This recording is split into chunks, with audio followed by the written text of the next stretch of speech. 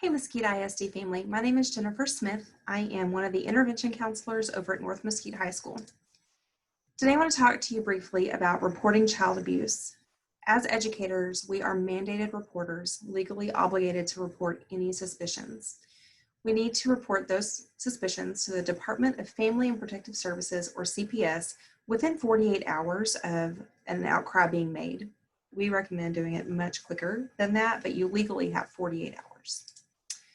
There are two ways to make a report. You can contact the Texas Abuse Hotline via telephone, or you can make a report online. I'm going to talk to you for a second about the differences in the two.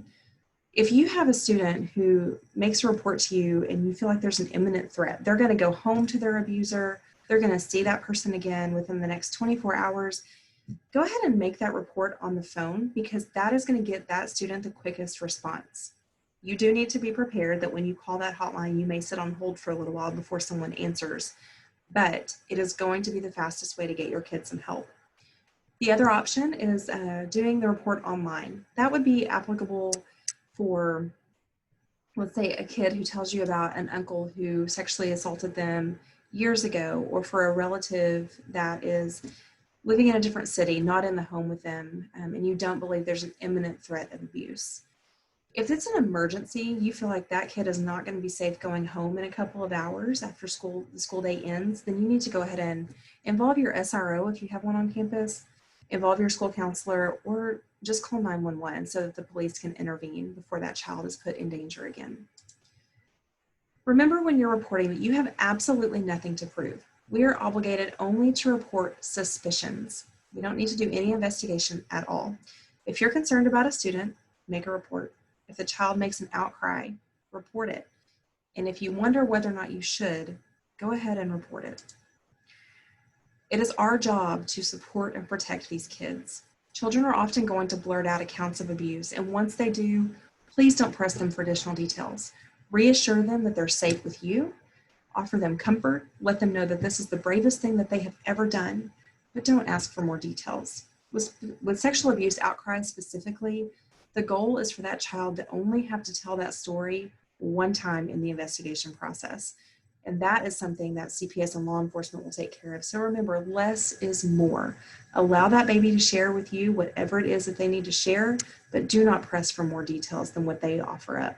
And never, ever, ever ask a student to write a statement about their abuse. If the outcry is made at school, you can go ahead and contact your school counselor immediately, and we can take it from there. You are still going to be legally obligated to make a report because you were the first person that they told, but we can take care of it from that point forward as far as getting that kid the support that they need immediately.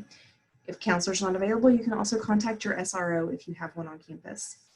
If there are outcries made outside of school hours, contact CPS or law enforcement immediately, but also go ahead and let your school counselor know the next day so that we can follow up with that student if we need to check in with them.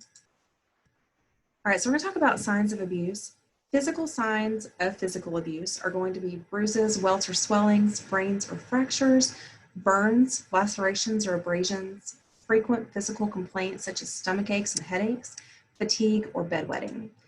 The behavioral signs, we're going to watch for behavioral extremes, so appearing overly compliant or passive, really demanding, really aggressive, withdrawn or overly sensitive behaviors, increased fear or avoidance of a specific person or situation, difficulty expressing thoughts and feelings, substance use, changes in eating and sleeping patterns, or anxiety and excessive worry.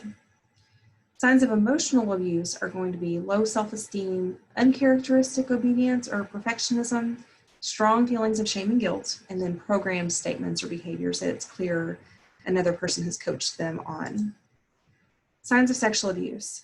If you notice that your kid is having difficulty walking or sitting, things you may not see as much because they're not as visible, but torn, stained, or bloody clothing, pain or itching in the genital area, bruises, bleeding, sexually transmitted infections or diseases, pregnancy, knowledge of or interest in sexual behaviors that are not age appropriate, definitely a big one to watch out for with younger kids, low self-esteem, a high sense of guilt and shame, promiscuity, fear of men or fear of women, fear of being touched or aggression.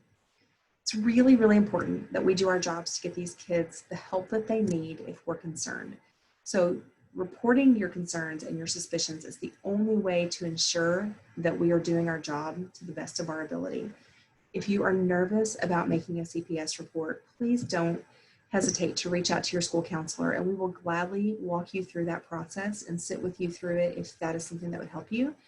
But either way, making a report is required. Thanks.